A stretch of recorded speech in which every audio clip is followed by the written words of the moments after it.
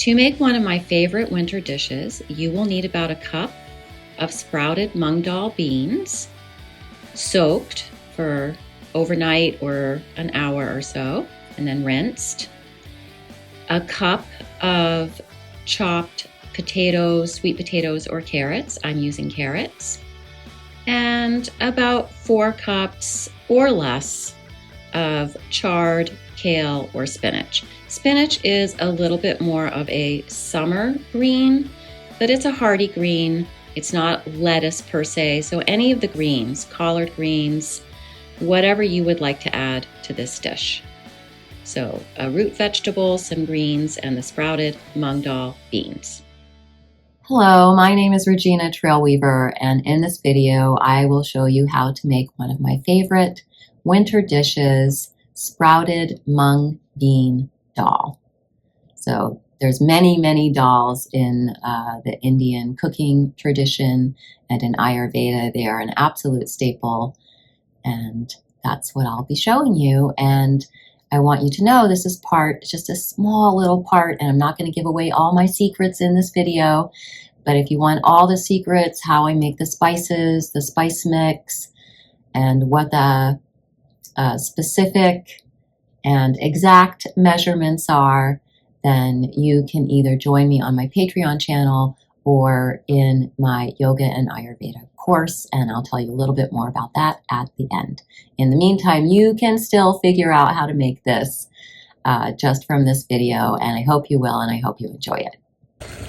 Add the soaked, rinsed, and drained mung beans to about twice as much boiling water, so you can always adjust the amount. Since I used a cup of mung beans, I'm using 2.5 cups of boiling water.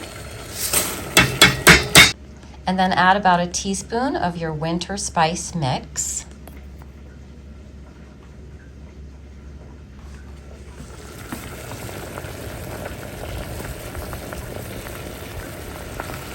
Turn it down to simmer.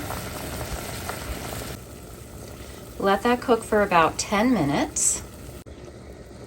After 10 minutes, add the carrots.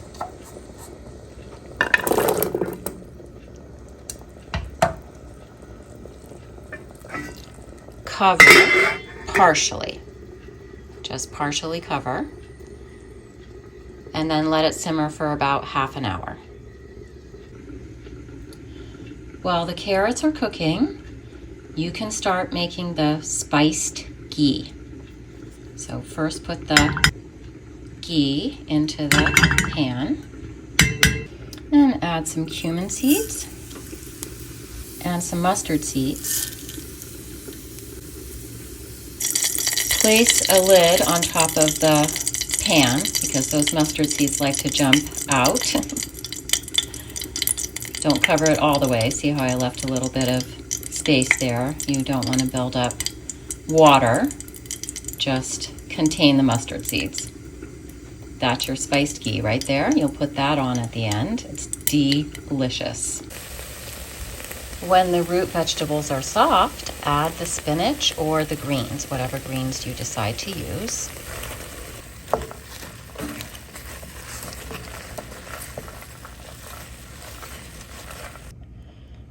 And then add the spiced ghee.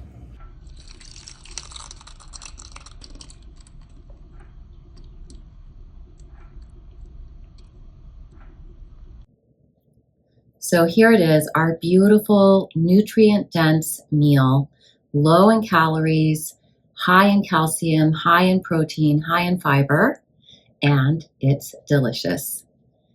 I present a lot of material like this on my Patreon channel.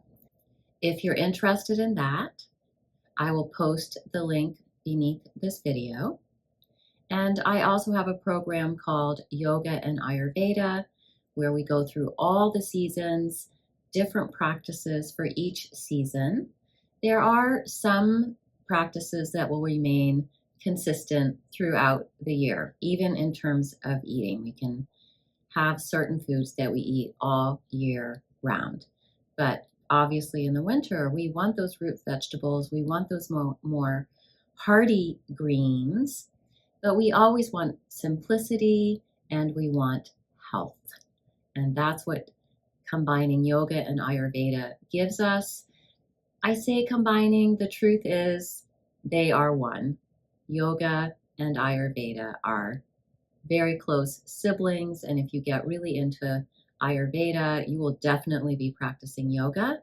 And if you deepen your yoga practice and follow it long enough, you will come across Ayurveda. They are both in the Bhagavad Gita, which is in some ways really our foundational literature for these practices, these beliefs. It doesn't go into a lot of technical details, but it gives us the concepts and the philosophy, that there's actually a philosophy behind all of these practices, even what we eat, when we eat, how we eat, eating with a sense of gratitude, with a sense of understanding the connection between you and your food. So it is always slow food, and yet this took me about half an hour to make. It didn't take long at all. A little bit of forethought in terms of soaking the beans first. So I will post that link to my yoga and Ayurveda natural rhythms, healing routines as well. So if you'd rather follow me on Patreon for $10 a month, and just automatically the seasonal things will be incorporated and included in that subscription, or if you want to really deep dive into a course and focus just on Ayurveda, it will include yoga practices. There's that option as well.